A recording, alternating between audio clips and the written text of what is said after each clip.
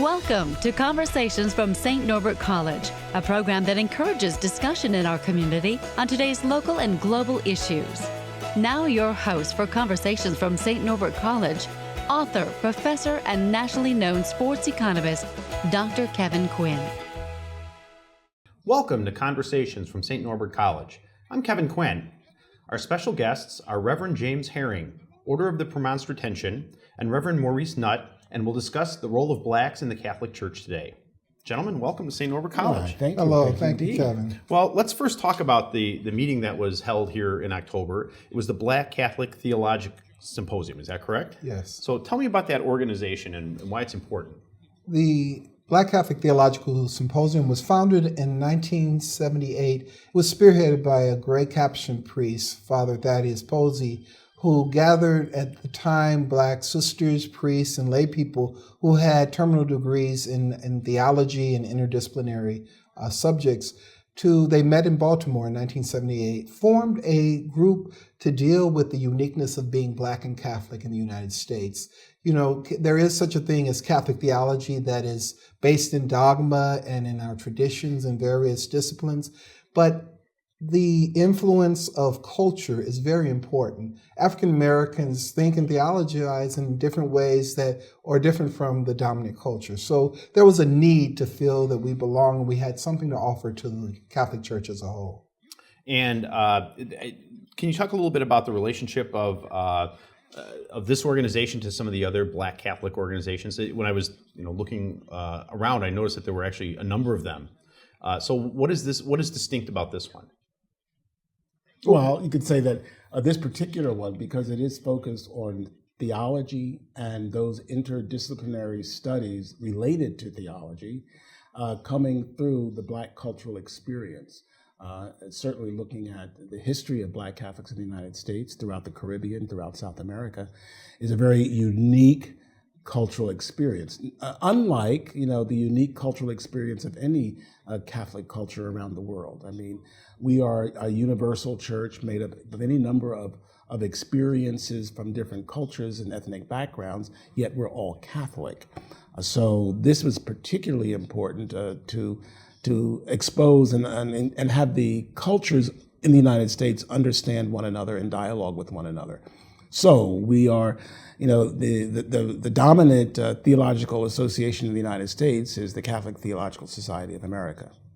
And certainly from that, then there's Black Catholic Theological. And then there's Latina Catholic Theological. And then we could certainly look at the Asian Catholic theological experience. So all of the subcultures in the dominant American culture have an expression of their Catholicism that comes and grows out of their own cultural experiences. And if I may add to that, Father Herring, it's important to understand that while we may seemingly be exclusive or separate, we're also in communication. In fact, at this past theological symposium we had here in De Pere, we had dialogue between the Latino organization of theologians and African Americans. So we're constantly trying to branch out to other organizations. But I think one of the things that makes us unique about, as a theological symposium, we are really the brain trust, if you would, for theologians in the Catholic tradition for Black Catholics. We also help other organizations. Many of us, because Black Catholics are so small, we wear different hats, but are always in communication. We all know one another. So that makes us also, it's very helpful that we can be consultants to bishops or other organizations that need a theological position or prospect.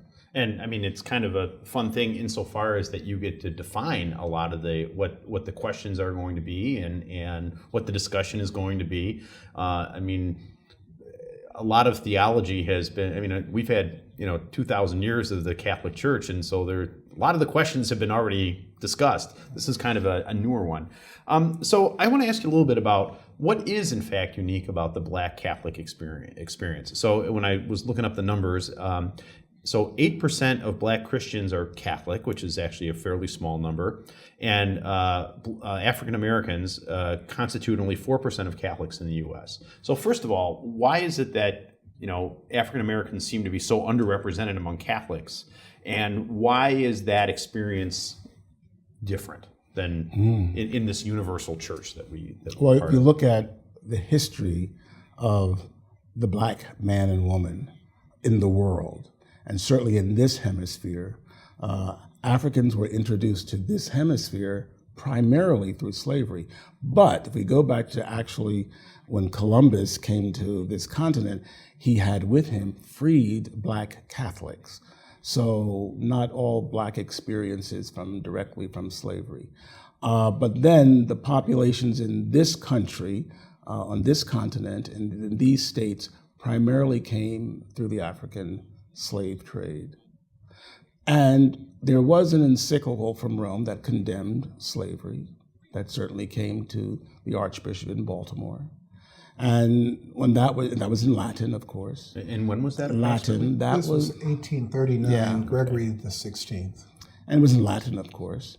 And when it was translated into English, it didn't sit well very much so, certainly with Southern bishops, because it condemned slavery.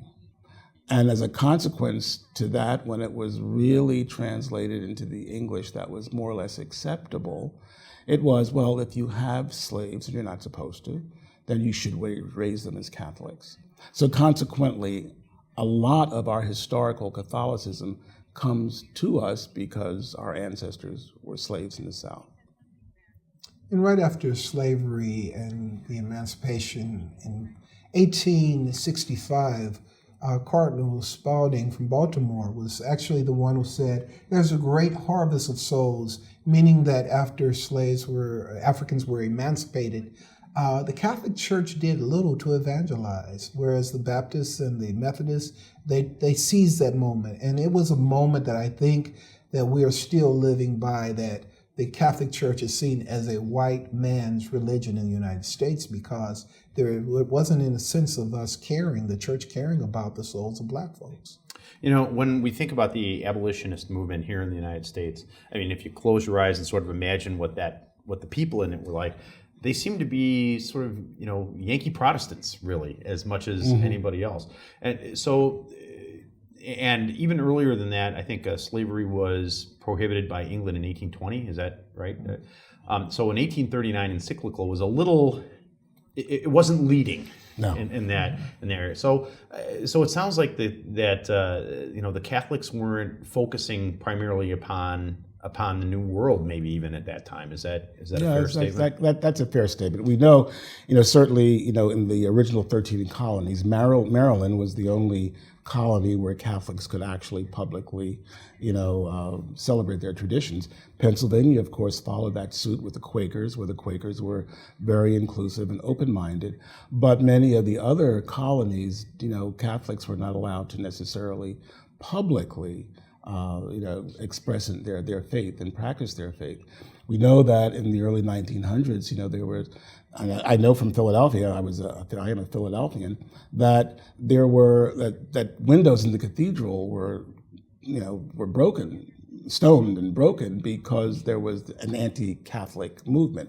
So we've had that experience in the early colonial times, and certainly after that. And we saw, when we had President Kennedy was running, we saw a rise of anti-Catholic sentiment and concern. Since then, we haven't experienced that so much.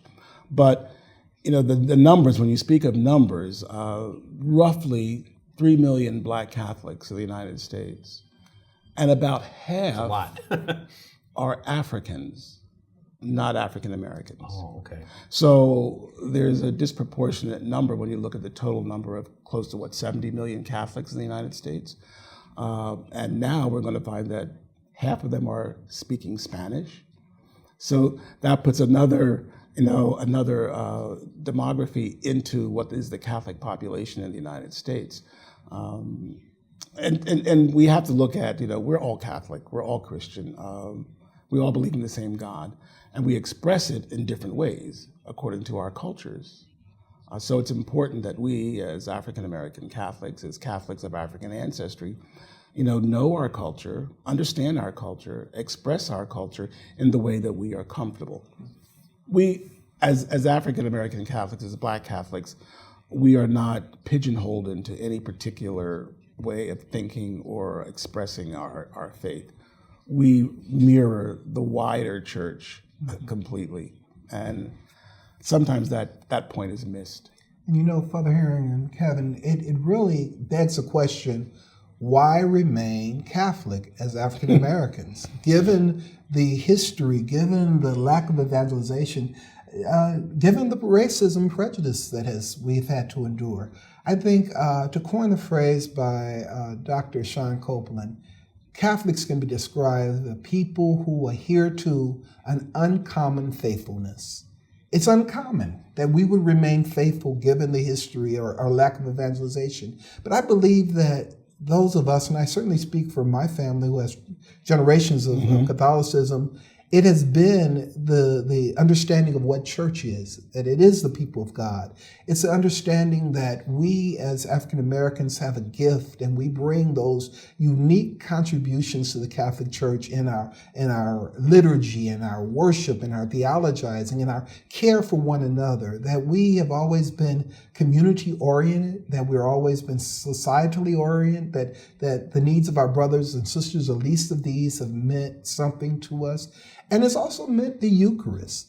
You know, we are eating people. Black folks love to eat. And so when you think about us as having the table of the Lord and the Eucharist calling us to be one as the body of Christ and sharing in that real presence of Jesus, I believe for many Black Catholics, they'll say, you know, I may not like how Father preached. I may not like what's happening in our schools, and they're closing them down and they're closing our churches. But I believe that Jesus is real and present. So I don't need a church building to be church. I don't need to have a certain priest preaching. I have the Word. We're people of the Bible, and we're people of the table of the Eucharist.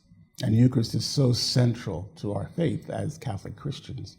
And certainly in my experience in my family, because my family goes back generationally, my mother's family is from Louisiana, and we go back generationally on that side of my family. My father's family is from Florida, Georgia, and very Christian in their Baptist and Methodist traditions.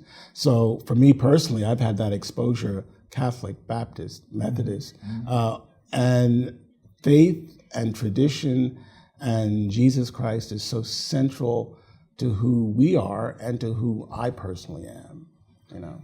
Well, you know, when I read the, sociology data, one of the things that comes up is that Blacks in America, African Americans, seem to be much more conscious or aware of the poverty issues and the plight of the poor in this country. And it seems to me that that's a pretty tight fit with what, the New Testament was all about, and what Jesus Christ was all about. Was he was about ministering to those, and that seems like it would align very nicely with that.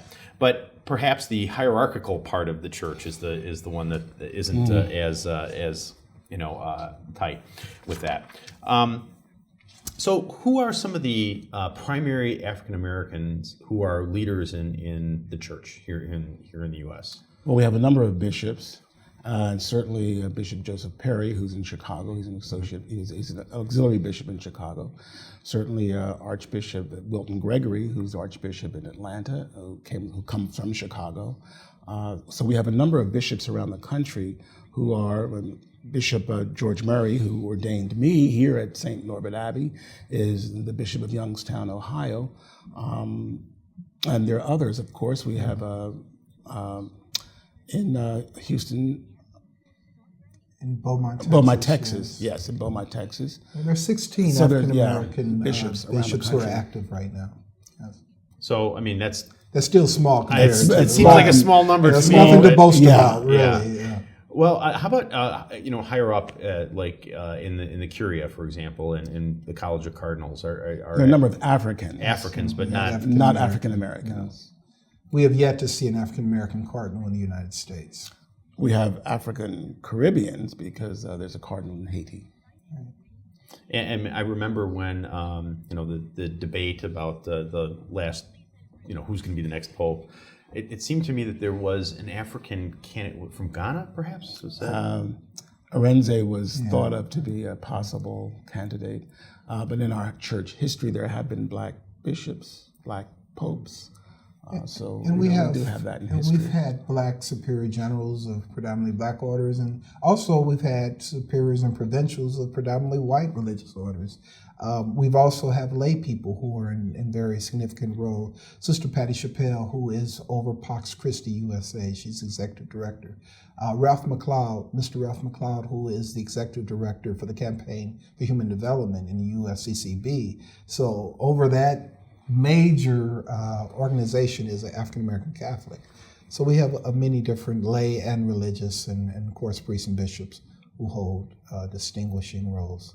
But we still are numerically small. I mean, right now, besides Michael with the Josephites, right, and he's their superior general, and that's a predominantly, or certainly equally, black community of men and men priests and brothers. Certainly the sisters communities, there are 3 sisters communities that are predominantly black in the United States, founded by black women, for black women, and still exist and are functioning very well in the United States. And beyond that, it's a very small number. I mean, if you look at the number of black priests in the United States, it's still small. Number of black deacons is probably larger because right, there's 400 black deacons. There are not that many black priests. That is religious or diocesan. So those numbers are small, and they haven't really changed significantly since I was in high school, and that was 50 years ago. So there is a need to go out and somehow tap those men and women for religious life and priesthood and diaconate. We have plenty of young men and women who are yearning to be in a leadership role in the church, and they're training, certainly at the Institute. They're training. They're certainly training at CTU in Chicago, Catholic Theological Union, where then they go out and they actually can work within the church structure as lay ministers in the church. And we continue to foster that. And there's more that we need to do and can do, but we do what we do. I ran across a couple of names that I found fascinating when I was reading about this.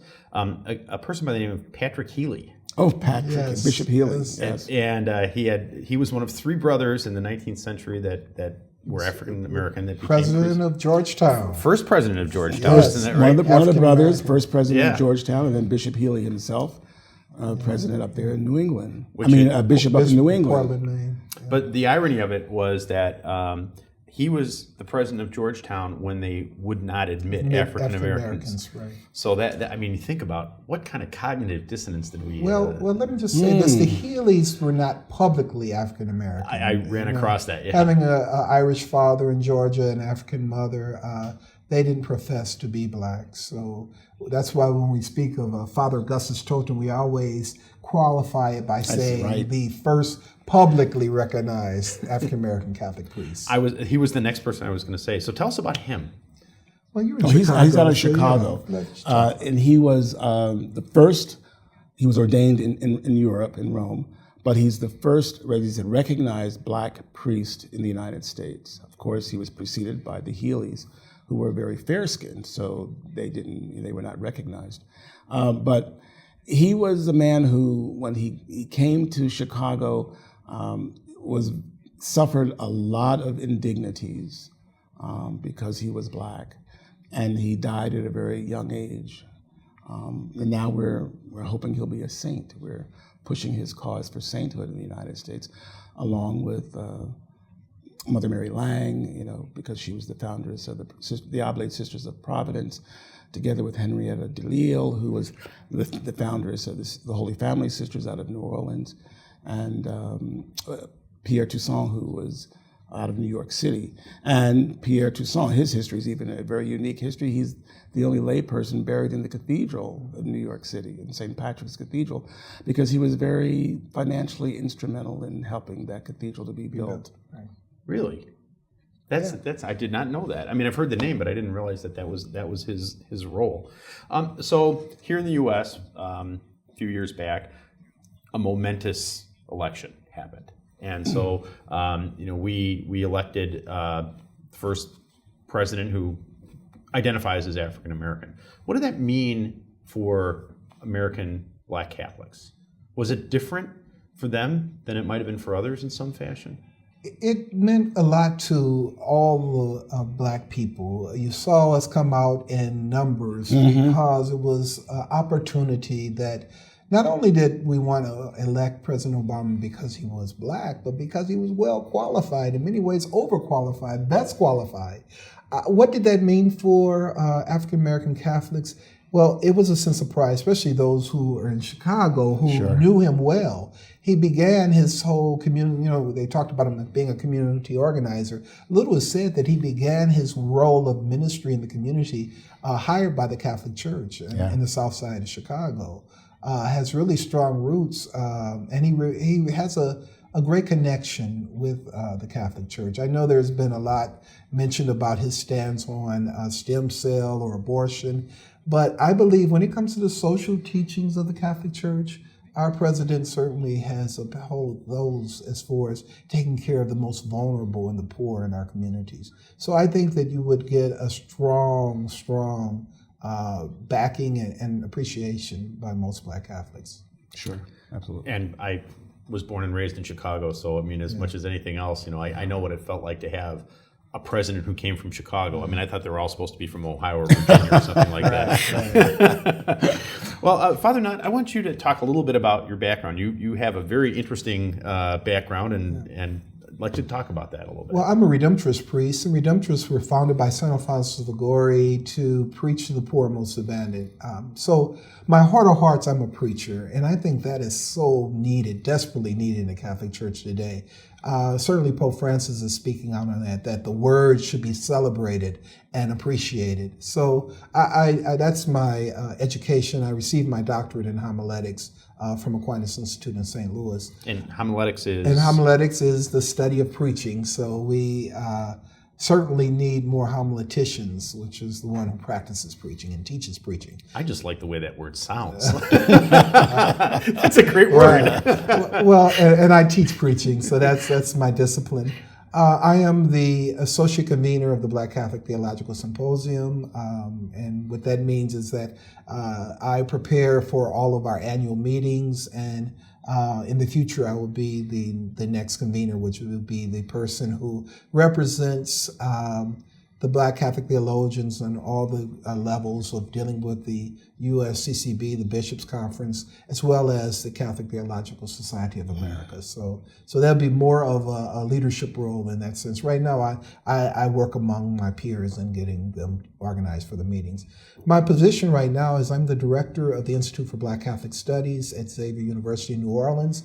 Xavier University is the only Black and Catholic university in the Western Hemisphere, founded by St. Catherine Drexel from Philadelphia, who was a wonderful woman, had a vision for Black people to be educated. Education was her thrust. She opened up many, maybe hundreds of schools for African Americans across the United States and funded them. So Xavier is the only Black and Catholic university. The Institute was founded there in 1980, so we're in our 35th year. We offer a Master's of Pastoral Theology degree, and we have also emphasis in urban Catholic education as well as liturgy, preaching. It's an interdisciplinary degree that right now it takes about 5 years to complete, but we're trying to do an online version for the electives so that we can get those done. What was wonderful about it is that I'm a graduate of the Institute, and never dreamt that 25 years later that I would be named the new director. We have worked to increase our numbers. We're not only recruit students from across the United States, but also throughout the Caribbean. We're bringing students in, and our enrollment is up, and we're just very excited about the future plans that we have.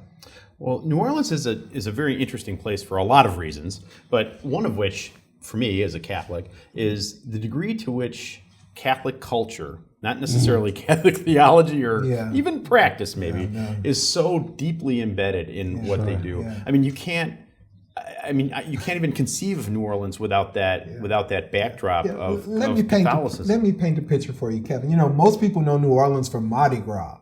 And it's quite a few people out with their reveille and they're drinking and having a good time.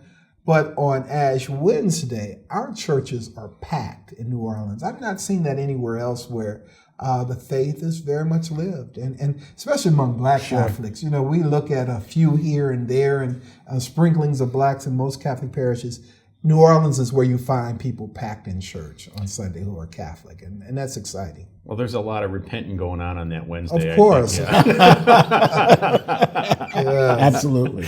But I mean, it's a fascinating thing. And actually, to me, and this is in some ways emblematic, I think, of the Caribbean and the African cultures, is the way that the native culture blended, I guess is the best way I can say it, with the Catholic culture, and of course the role of the colonial French and powers. Spanish influences, yes. And it's an interesting amalgam, and it sure is fun to be around, Yes. And the thing that I think that New Orleans kind of lands more than anything else is the joy of living that Catholics have been known for. Many of the Christian faiths have a lot of Calvinism in them. And, here in northeastern Wisconsin, I'm not sure we're really into that either. But we can't do it like you guys can do it. Yes, that's for sure. So you're primarily, in ministry and pastoral kind of work, right? Well, actually, I'm in university administration. Oh, God bless you. As director, I deal with recruiting, fundraising, and all the academic responsibilities of such a master's degree program. We also have certificate enrichment programs for those who may not have earned a degree but want to just expand their knowledge on Catholicism or various topics that we offer as well. So how large is the program in terms of students? The program right now has about 65 students, which and it's grown. So we hope to. I have goals to see it in the hundreds. So we're working on that. Each year we're increasing.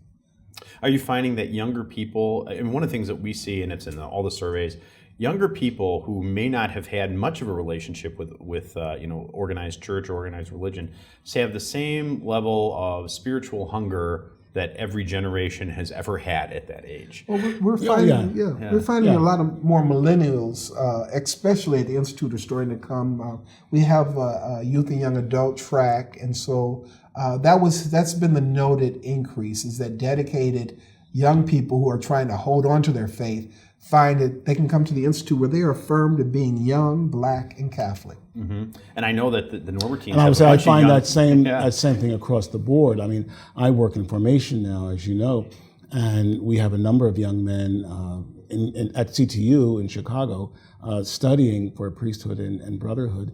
And across the board, there is this hunger among young men and women that we need to satisfy as church, and who are looking, and we need to satisfy that as church.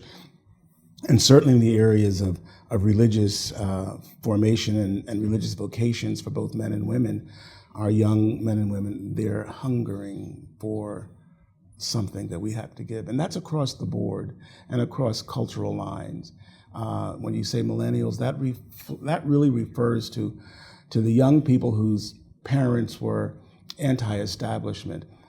These young men and women are not necessarily in that mode of thinking and don't see church necessarily in that same mode.